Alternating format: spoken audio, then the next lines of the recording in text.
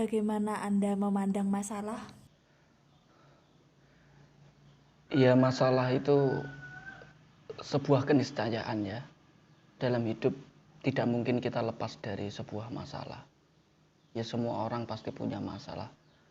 Wong Tuhan aja itu laqad khalaqnal insana fi kabad kok. Tuhan menciptakan manusia itu dalam keadaan susah payah.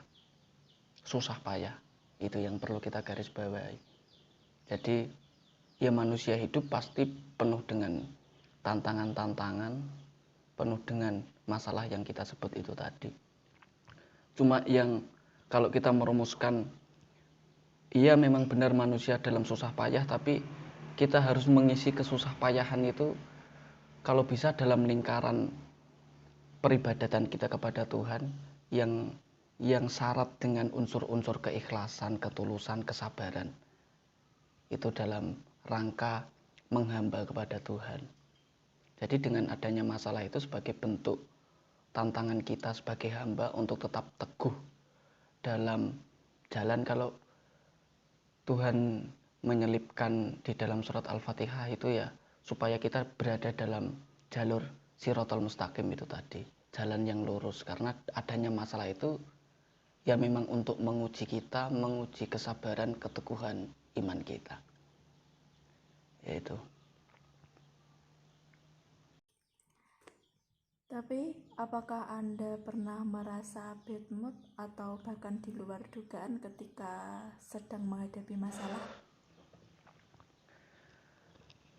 Iya, kalau menghadapi masalah itu kan ada banyak emosi, ada banyak rupa, ada banyak wajah, dan setiap orang itu berbeda-beda tergantung pada kekuatan mental ya, saya sebut mental.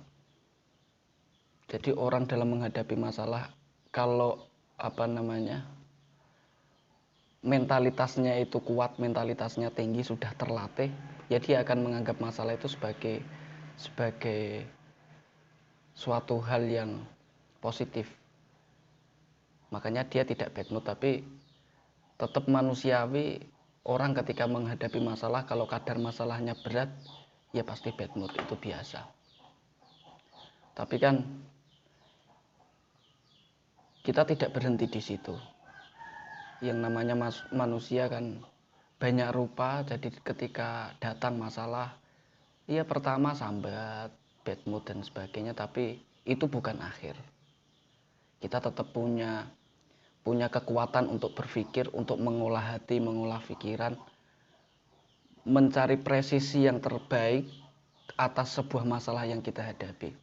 Sebagaimana kita minum, kalau kita minum itu kan contoh kayak gini ya. Kita minum itu kan sama saja mencari presisi terbaik supaya air yang masuk ke dalam mulut kita itu tidak tumpah. Nah, sama dengan kehidupan. Kita menghadapi masalah juga kita diberkahi pikiran untuk berpikir, untuk menimbangkan, untuk mempertimbangkan berbagai hal, berbagai sektor untuk mencari presisi terbaik atas masalah yang kita hadapi. Itu. Apa yang harus dilakukan agar tetap bisa survive di tengah kesulitan itu? Agar tetap bisa survive, ya rumusnya ya innalillahi wa inna ilaihi rajiun itu tadi. Jadi semua itu pasti akan kembali kepada Tuhan. Kalau falsafah Jawa itu punya sangkan paraning dumadi. Jadi tidak mungkin semua hal itu berpaling pada Tuhan. Jadi semua bermula dari Tuhan dan akan mencapai garis finish ya kepada Tuhan lagi. Itu sudah jelas kok. Makanya kalau kita punya masalah dan ketika kita pikirkan kita sudah berusaha dan mentok di situ-situ aja, ya semuanya kembalikan pada Tuhan lah. Yang punya jalan keluar itu kan Tuhan, tidak manusia. Wong manusia itu apa sih? Manusia kan dia hanya cukup berusaha bersungguh-sungguh semampunya. Selebihnya kan itu kuasa Tuhan. Wong alam semesta ini yang berkuasa ya tidak lain, itu adalah Tuhan. Kan begitu. Makanya modalnya orang hidup itu ya iman. Modalnya orang hidup kan iman. Jadi menghadapi masalah itu ya dengan keimanan bahwa tidak mungkin ada masalah yang sampai menghentikan langkah manusia, itu kayaknya tidak mungkin.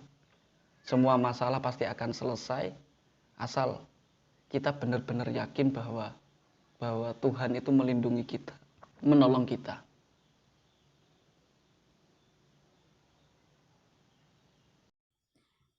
Lalu bagaimana Anda memandang seseorang yang menganggap masalah itu beban bagi hidupnya? Ya, itu tadi kembali ada kadar mentalitas yang orang ketika menghadapi masalah menjadi satu beban yang sangat berat. Itu saya sebut manusiawi, dan ada segmen dalam proses hidup manusia itu memang dia berada titik terbawah, ya, down itu tadi. Nah, itu juga itu bentuk dialektika Tuhan kepada hambanya, ya. Kadang ketika manusia berada pada kondisi dia benar-benar lupa, jadi mengabaikan sifat ketauhidannya, sifat Tuhan, dia memalingkan diri dari kuasa Tuhan. Ya Tuhan sendiri yang akan mengingatkan kepada seseorang dengan adanya masalah itu tadi, yang benar-benar berat dan dia tidak mungkin bisa menyelesaikan masalah dengan dirinya. Makanya pada saat titik terbawah itulah dia membutuhkan Tuhan sebagai satu-satunya penolong dalam hidupnya. Tidak ada yang lain. Yaitu itu dialektika Tuhan. Nah, makanya hidup ini akan ringan, masalah-masalah yang datang akan kita hadapi dengan tenang, dengan pikiran yang tenang itu tadi, damai, mendapatkan presisi yang terbaik untuk menyelesaikan masalah. Dan presisi terbaik adalah mempertimbangkan segala hal dengan asas-asas pertolongan kepada Tuhan. Itu ya, modalnya iman itu tadi.